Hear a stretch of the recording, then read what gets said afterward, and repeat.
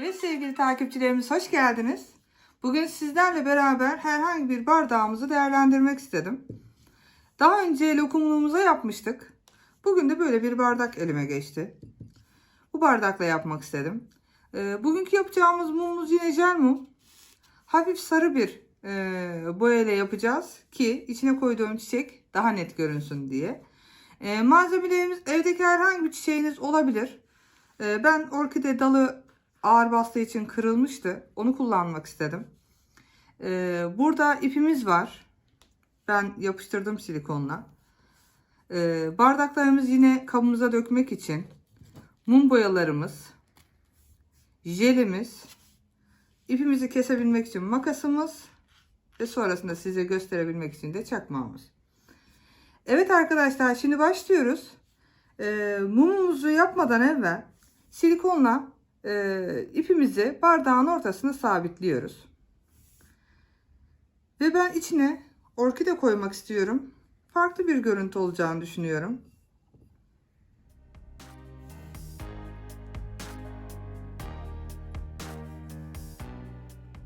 Gördüğünüz gibi.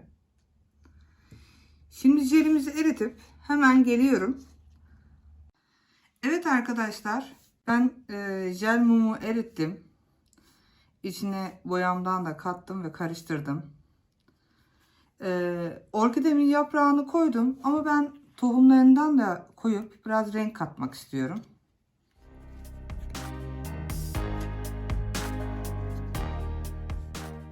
Şimdi sizinle beraber yavaşça dökelim. Jelimizi biraz ılık tutmamız gerekiyor. Çünkü jelimiz çok fazla sıcak olursa içindeki orkideyi pişirir.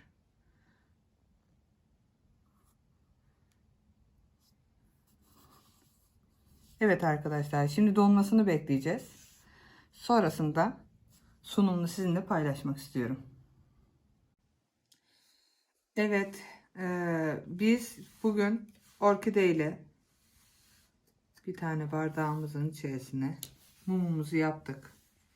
Bitmiş halini şöyle göstermek isterim. İpini biraz keseceğim.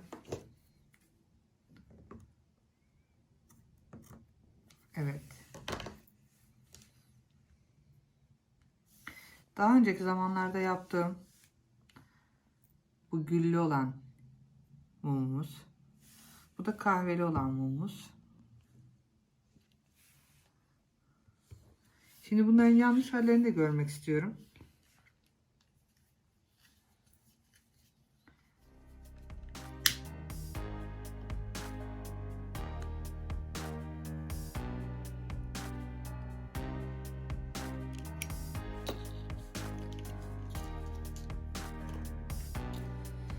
Evet, gerçekten çok güzel oldu. Siz de evinizde deneyebilirsiniz. Normal bir bardağınıza kahve çekirdekleriyle, evde bulunan herhangi bir çiçeğinizle, bu kuru çiçekler de olabilir tabi. Buna da gül kullanmıştık, tomurcuk gül. Gerçekten çok şık bir görüntü. Orkidemizi de göstereyim size. Yanmış halini. Sıradan bir bardağa çok şık bir hava kattı. Evet, bu da kahve çekirdekleri.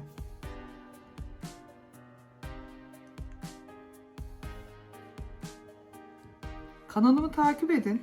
Burada her türlü mumun yapımını göstereceğiz. Kalıpta parafin mumlarımızı da yapacağız. Yeni kalıplarımızı da bunları yaptıktan sonra sizinle paylaşacağız. Evde mum yapmak çok kolay. Açıkçası ben çok eğleniyorum. Sizin de eğleneceğinizi düşünüyorum. Eğlenmeniz halinde böyle bir hediyeye her arkadaşınız ister bence. Tekrar görüşmek üzere. Kanalımı takip etmeyi ve abone olmayı unutmayın.